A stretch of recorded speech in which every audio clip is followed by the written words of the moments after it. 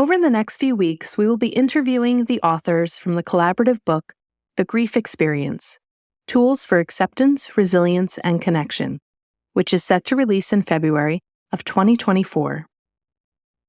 These authors have each experienced their own unique grief journey and will be sharing their personal stories with us. We will also explore the specific tools they used to cope with their grief and how these tools can benefit others who may be going through similar experiences. Grief is a complex and challenging process, and each person's experience is different.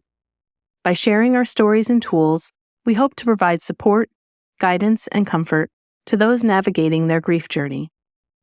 Each author has experienced different types of loss and comes from a variety of backgrounds, beliefs, and experiences. As a result, they offer valuable insights and perspectives. We are honored to have them join us on this podcast series and to share their stories and tools with you, our Path 11 podcast listeners.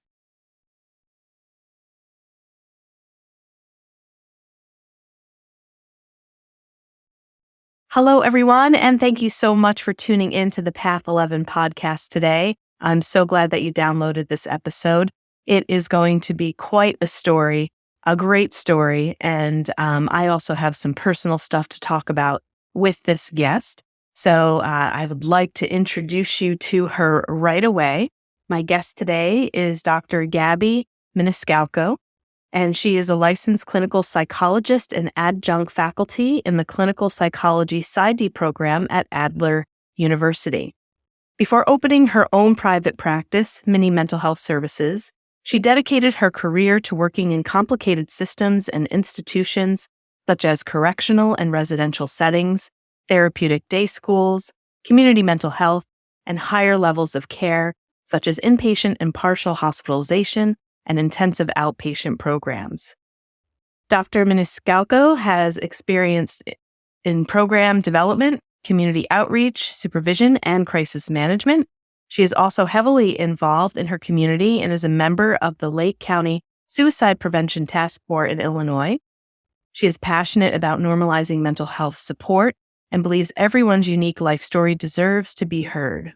She is an immigrant from Poland and understands the complexity of living in between two cultures and empowers people to make sense of their own multicultural identities. She also loves spending time with her cats, dogs, and chickens.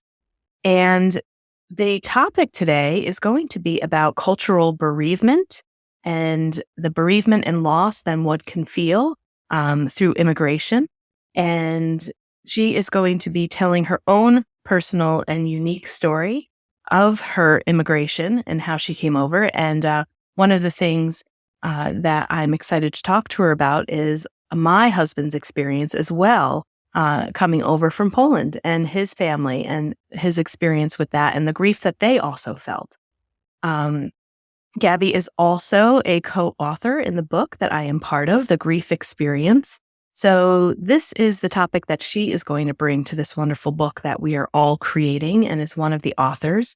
And I'm really excited to hear her story because it might hit close to home. I'm not sure. I'm sure Gabby's story and my husband's story are different, but I have learned so much about Poland and just all of the different trials and tribulations that my husband and his family went through when he came over. So I'm really excited to hear Gabby's story, and I'd like to welcome her now to the podcast. Hi, Gabby. Hi, hello. Thanks for having me. So great to have you. So why don't we start from the beginning? I would love to hear your personal story of immigration and how you and your family came from Poland here to the United States. Yeah, sure. So rewinding back to my beginning, when I was 4 years old, we were living in Poland in a small town.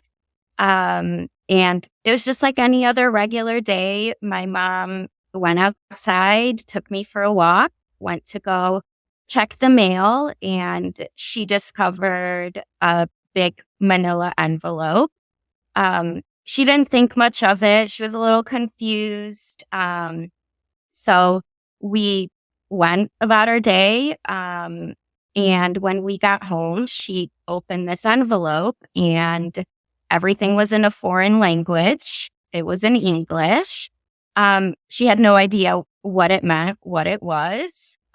So she talked to my dad about it, and they had to go to the village translator to figure out what all of this meant. And the translator looked it over and said, "Congratulations, you're going to America."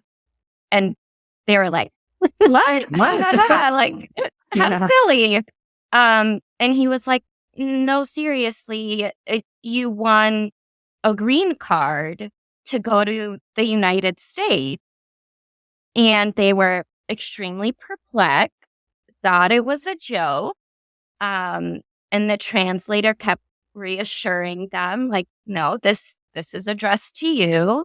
And they thought it was really weird because they never applied for any sort of visa. They haven't even thought about moving to America. They had just bought a condo. They were settling in. Like, everything was fine.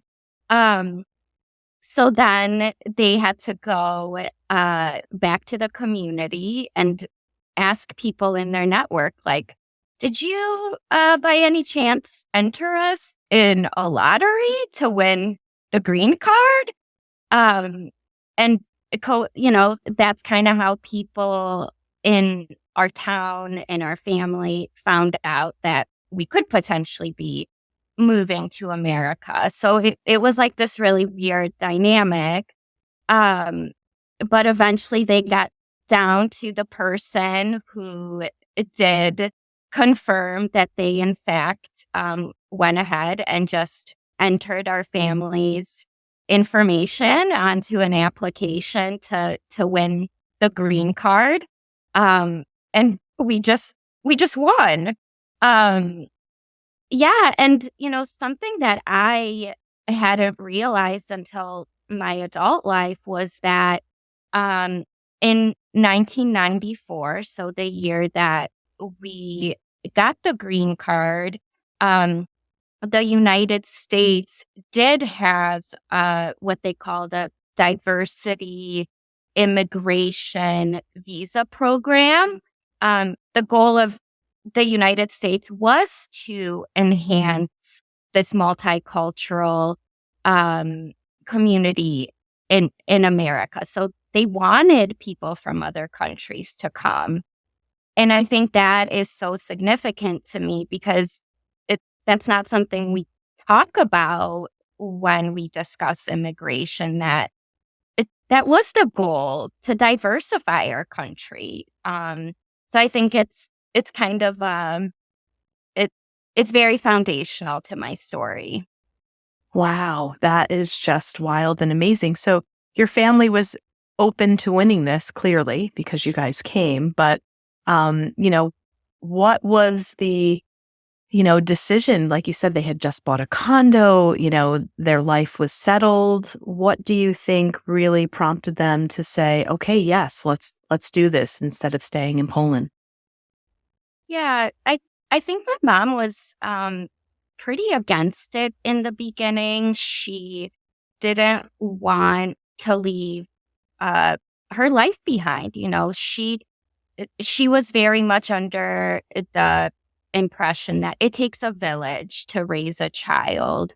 And that's what she would have gotten, right? We had a lot of support systems. Everything was familiar. So she was against it from the beginning. But she also realized that in 1994, we were only a few years post-communism. And while things were looking up and improving, there were limited opportunities. And she recognized that living in a small town, while it had its advantages and beauty, that maybe it would be worth it to try to give me an opening to a different world. And she also, the friend that had actually entered us into the lottery, was living in California. So the thing that kind of sold her was, okay, California, it's known for its nature and mountains and forests and the ocean. Um, so that kind of persuaded her as well. And when your family came over, did they have to learn English, or were they already bilingual, or how did that work just with the language? Was there a language barrier in coming over? Yeah, a major, major language barrier. None of us knew how to speak English. And, you know, for my parents and I guess adults in general, I think they have a little bit more control or autonomy over choosing their community, choosing their spaces. They can advocate to get a job where people speak Polish, or they can embed themselves in the Polish community. Um, Whereas for kids, we're just kind of plopped into a school with not a lot of choice. And whether someone speaks your language or not, it's just kind of coincidence. Right. Yeah. Yeah. That's a little bit of what my husband had said too. When they had to come over because his brother needed a certain type of medical surgery to be able to get that he wasn't able to get in Poland. And so my husband's uncle was already over in the United States. So my husband's parents were able to make that connection, with the uncle and bring the brother over to be able to get, the medical procedure that he needed. But my, husband ended up learning English in school, but very much at a young age, at 8, was becoming a translator for his parents and, helping the parents find apartments to be able to pay the bills, to kind of be that in between at a really young age, because the parents primarily continued to speak, their native language and did learn English. But, being young and at that age, I'm sure he was able to pick up on the language much, quicker. But that carried a whole lot of responsibility for him, as well. Yeah, and that kind of tracks with my story, and I imagine a lot of other immigrant children or children of immigrants. We we have to grow up really fast, and the clinical term that it kind of exemplifies that is called parentification. We're we're put in a role of providing those resources for our parents, whether it's translating or teaching them about the American culture, or scheduling appointments. Um, you know, we we have to grow up fast, and we don't get a chance to play or to be innocent, so to speak, because we have this extra responsibility to our families. Yeah, absolutely. And when I was preparing for this podcast, I was sharing it with my husband, and he was like, "Oh, well, what are you guys going to talk about?" And I said, "Well, cultural bereavement and how grief can really play into, coming over from a different culture and just thinking about all of those things that you lose, some traditions or food, or my husband always talks about the architecture is so different over in Poland, and just, the buildings are so old and coming over here." And he was like, when they had gone to like an American church, he's like, "This is a church? This doesn't look like a church," but a lot of that stuff and trying to feel the comforts of his home country, here. But he had said that his mom definitely felt a lot of grief, leaving her family behind and stuff like that. So I'm curious to hear about the grief component for you and your family, and what you experienced. And I'd like you to talk about the cultural bereavement. Sure. Yeah. So by definition, cultural bereavement refers to the loss of structure that one's culture provides. The different traditions, the different rules, spoken or unspoken. And I think when we talk about immigration, the obvious thing that comes to mind is all the things we're leaving behind, like our support network, our schools, our traditions, the food, the smells, right? The architecture, the nature, everything that's familiar, we are leaving behind very abruptly, really, not knowing if we'll ever go back. So that is really tough. Um, I think the losses, though, they continue on, and the thing that I've spent a lot of time exploring is um, the loss of my Polish identity when I arrived here, because in a way, it was dangerous to be an immigrant. It wasn't safe to be different. It wasn't safe to be a foreigner. You're very quickly outcasted. And as a child, that's very detrimental to be misunderstood on so many different levels. Um, so it was really tough because I was stuck in such a conflict of, okay, if I'm Polish, I will be connected to my family, but I will be rejected from the American culture. If I abandon my Polish identity, I'll lose connection to my family, but I'll belong and I'll be accepted in America. And when I was growing up as a child, that felt more important, right? School was my primary environment. So it felt more important to fit in at school than with my family. Sure. Yeah. I mean, makes sense. Absolutely. So how, as you have gotten older, right, and I'm assuming still feel very connected to your Polish heritage, how do you find and integrate that balance now, maybe to even help with some of the grief that you still, like you said, may feel it's still ongoing? Yeah, it's really complicated because I don't I don't feel whole. I don't feel American. I don't feel Polish. I I truly feel Polish American, American Polish. So spending time with people who just identify as Polish doesn't really fit for me. It's a little intimidating because I I stopped developing my Polish identity when I was a child, when I moved here.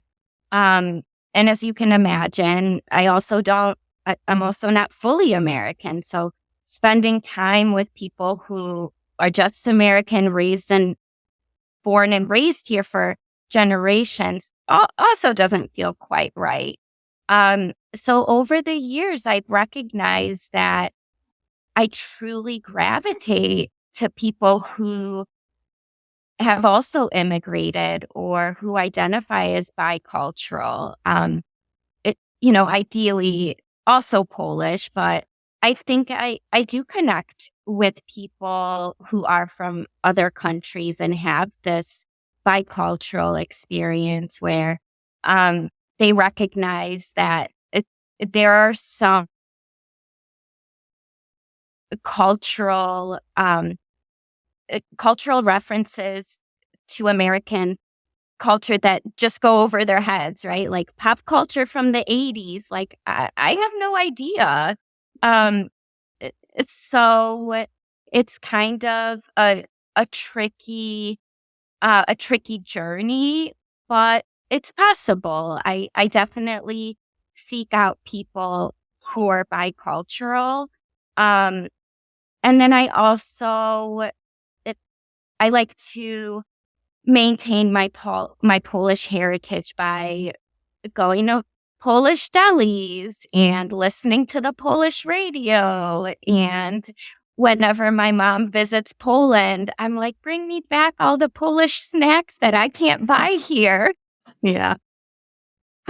Yeah, those are some of the things that we do too. I really love learning about the different culture and food because my family, they were big cooks, So I actually changed our tradition of what I was used to, like eating at Christmas time and Thanksgiving and stuff like that. And started bringing more of my husband's recipes, like family recipes, and would learn the different things. I said to him, I was like, well, what did your mom make for you? Like what brings back really good memories? Because I'm a pretty good cook. So, and he would say, oh, it was something like this. And then I went and Googled and researched this like Polish potato salad with apples and peas and all of this stuff and was able to make that. So, like, as a spouse, I also try to really honor that and try to bring some more of that in because that is important to him as well. We made sure that we got a Polish flag and he's got a little American Polish, proud to be a Polish American, American Polish. I'm not sure which order it goes in, on the license plate. And then the Polish pottery is just beautiful. So, we have some plates that we use during the holiday time and just like also trying to bring some of those traditions in. And we do have a deli that it's a Euro deli close to where we live. So we'll go and we'll get the pierogies and the kielbasa and stuff like that. And then he showed me the different candies and the snacks and treats. When he first went in there, when I was, with him, he was like, oh my God, this is bringing back so many memories, just to even see the wrappers of the different foods and stuff like that. And he has not yet been back to Poland since he was 8. So we're hoping to do that in the next couple of years. But I was curious to know, have you gone back at all? Yes, actually, I went back in 2019. So just a few years ago, and I was able to bring my husband, and we did the whole tour of Warsaw, the whole tour of Krakow. We visited Auschwitz, and that was really valuable to me because I never got a chance to visit other parts of Poland, at least not very significantly. So it was nice for me as an adult to see other parts of the culture. And then we did travel to Olecko, which is the town that I'm from. And it's actually so small that I wasn't even born there because they didn't have a delivery unit in the hospital. So I was born like an hour outside of Olecko because that's where they did deliveries. So that's always interesting too, just to kind of highlight how small the town was. We had one movie theater, one of everything essentially. But it was really powerful to go back, and it really made me feel grounded. It made me feel right, that I could truly be myself. I didn't have to suppress parts of myself. And I think I'm a big believer in things being passed down from generations, right? So I do have Polish blood in me. I have my generational stories running through me. I have the history of my ancestors. And while I don't know it, it's in me and I can't put words to it. But revisiting Poland and my town just really made me reflect on, hey, like this is a big part of you. You should continue to cultivate this. And I would love to keep going back. And my husband and I joke that maybe we'll retire in Poland. Very nice. Yeah, I can't wait to see it. I've never been. What is your husband's ethnicity? He's Italian. Italian. Okay. Awesome. My family's from Italy, so I've got part Italian on my side as well. So, and how has it been for him, to just in your relationship to be with you and understanding some of that that grief that you continue to feel, and almost like that subdivide. What is it like for him and you?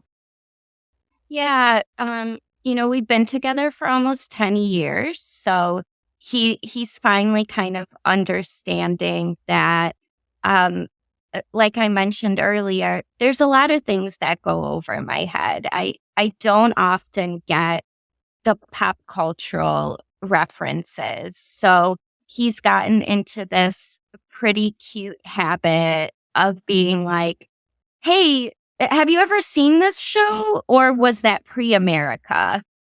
Uh, and I'm like, thanks. That's really meaningful because you're not just assuming that I don't know this show because I'm aloof or I'm ignorant. That it just wasn't a part of my upbringing.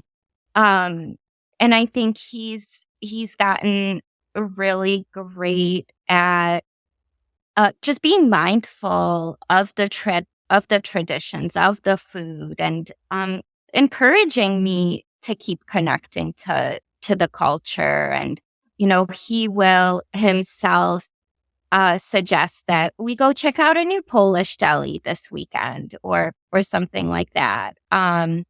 So it's been an adjustment, but in a good way. Yeah, lovely. I love hearing that.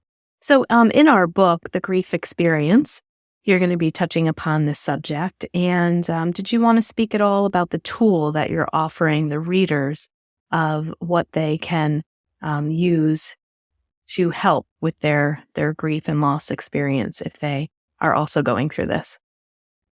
Sure. Um, I'll be talking about a few different tools. One that we keep coming back to is the food, right? There is nothing that tastes as good as Polish pączki, the jelly filled donuts, right? There's nothing else like it. So it's things like that, that I think are beautiful reminders that we can have just a little bit of home inside our American home. Um, I think the other tool that I would like to highlight is not being afraid to use your native language's words. Um, it, there, it, there are certain words in Polish that don't translate into English, and sometimes I try really hard to think of the word, but for whatever reason, maybe because I was exposed to a certain word more in Polish than English, it just doesn't sound right in English. So there are just like simple little words that I've taught my husband. So now instead of saying that word in English, he'll kind of always just say it in Polish. And it's not even like a super significant or meaningful word. It's just a word that I deemed as special. Um, so that's been a source of like joy and comfort. And I think seeing him put in the effort to kind of match me and be there for me in that way has also helped me cope with some of the grief. Mhm. Yeah. And are you also bilingual? Do you speak Polish? Yeah. Hmm. Okay. So this is a funny story too. So I would ask my husband, "Oh, can you teach me some Polish words?" And he's like, "Yeah." He's like, "Gosh, it's just been so long." So I was thinking, I don't know why I was thinking this, that maybe like he could just remember words, in his native language. So, he taught me some like good morning and good night and I love you and stuff like that. And then he recently had gotten a phone call from one of his aunts, who also speaks Polish, was from, I think she was also from Poland. And all of a sudden I hear him and he's talking on the phone. "Oh, I'm going to call my aunt." I'm like, "Okay." And I'm hearing like weird sounds. And I'm like, "What is going on?" I'm like, everybody's talking kind of loud. I could hear her. And then I go into the room and he is speaking fluent Polish. I'm like, "Who are you right now?" I'm like, Because I was like, oh, if we went to Poland, do you think, we could get by? And he's like, yeah, I think I could get by. But he completely downplayed it. I had no idea. I'm like, Paul, you're bilingual. I'm like, you can speak full sentences. He's like, yeah, but not at a really good level. But I'm like, no, still. I'm like, I thought you just knew certain words. So I was really shocked to, experience that, from him. And I just thought it was so cool and awesome. And here I'm thinking, maybe his level of remembering Polish words is my level of remembering Spanish from, when I learned that in high school. But one of the things that I also try to do is say his name in Polish. So the American version is Paul, but his mom would always call him Pavo. So Pavo is, the name in Polish. So I also try to do that when I can remember from time to time. And it's a little bit of a joke sometimes, like if I'm outside and I'm like, Pavo, it's so fun to say. It's just, has like a nice little ring to it. So, yeah, that's also something that I've also embraced and trying to learn a little more of the Polish, language and words and say certain things as well. So, yeah, but he blew me away. I'm like, we're going to be fine if we go to Poland. I'm like, I'm so much more comfortable now knowing like, hello. And it didn't dawn on me, but like they continued to speak Polish in the home, up into his 30s. So his parents really, their primary language was Polish, even though they had learned English. So then I was thinking, okay, yeah, I don't know why I thought, I was picturing in my mind, oh, he came over when he was 8 years old. So maybe he just remembers parts of it, but I forgot that he was actually still speaking fluent Polish, until they had passed away when he was in his 30s. So, yeah, so I'm really looking forward to going over to Poland and was really excited to speak with you to also just have this recording so he can listen to it and hopefully it'll, he'll really relate to it. And, I think when you share these types of stories and people can relate, they feel a little less alone. Like, oh, yes, I can totally relate to that too. And same with him. There's some of that pop culture where I'll be singing a certain song or there'll be a song on a radio and I'm like, oh, do you remember this song? And he would say the same thing. No, it must have been before I came over. So, so that's been really fun for me to be able to show him either those shows or those songs, that he hadn't heard of before, but are very popular, for people that have lived here as like a reference point, like you said, back in the 80s. So. Yeah, well, Gabby, so tell me just a little bit more before we go. Your private practice, like what are some things that you're offering to people and, how are you helping people? Can people book a session with you or, what is your business kind of like? 'Cause I know you're also teaching, so I'd like to learn a little bit more on the other end of that. Sure. I am a huge psychology nerd. I wanted to be a psychologist since I was about 10. So I'm really thrilled that I got to accomplish my dream.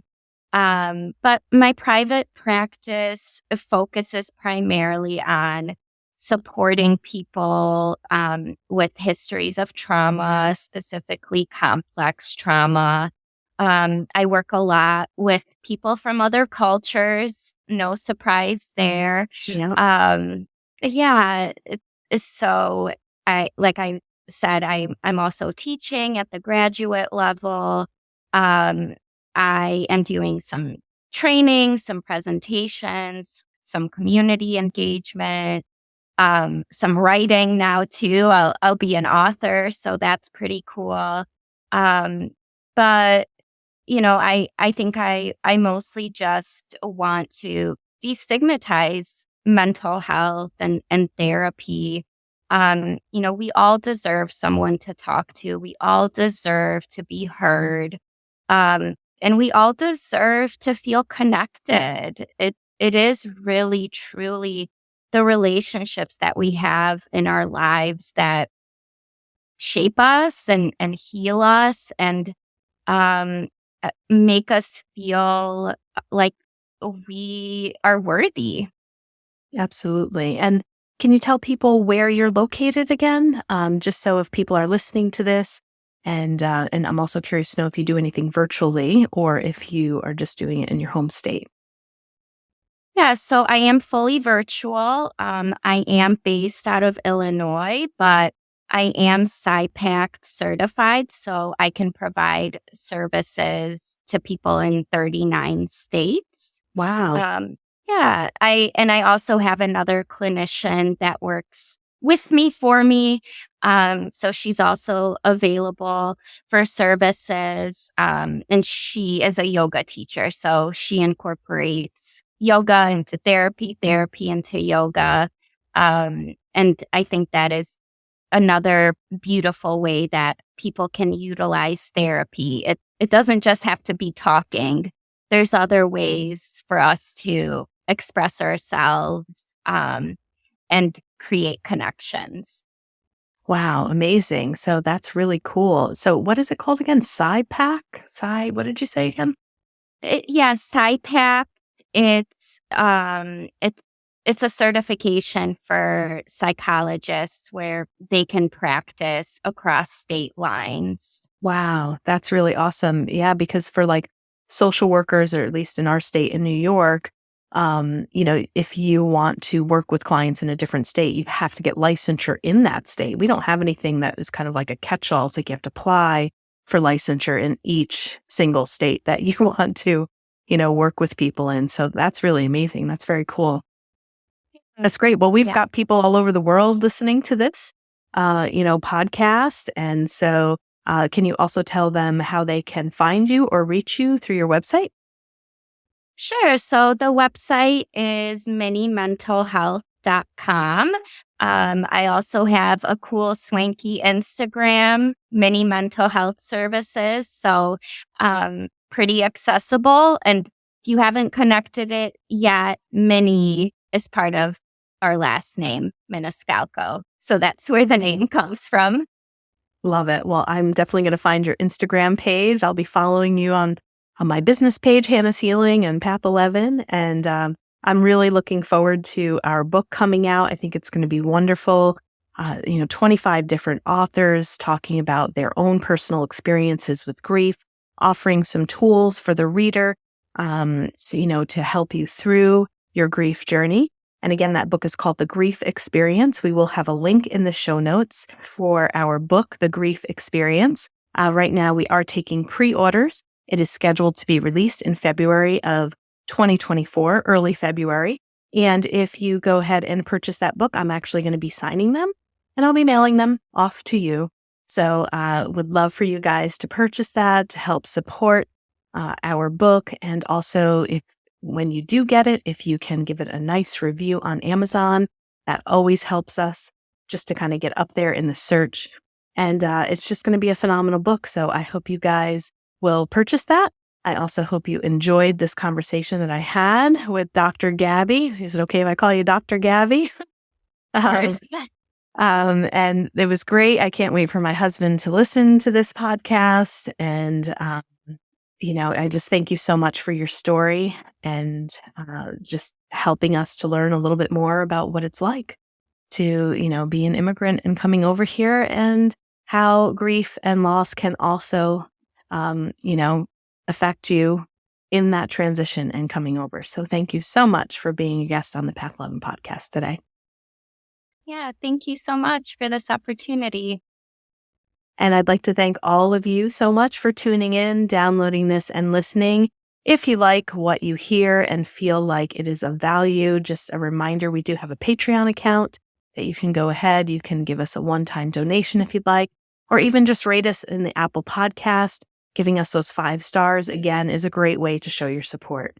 So thank you all so much, and I will bring you another wonderful guest very soon. Take care of yourselves, everyone. Bye-bye.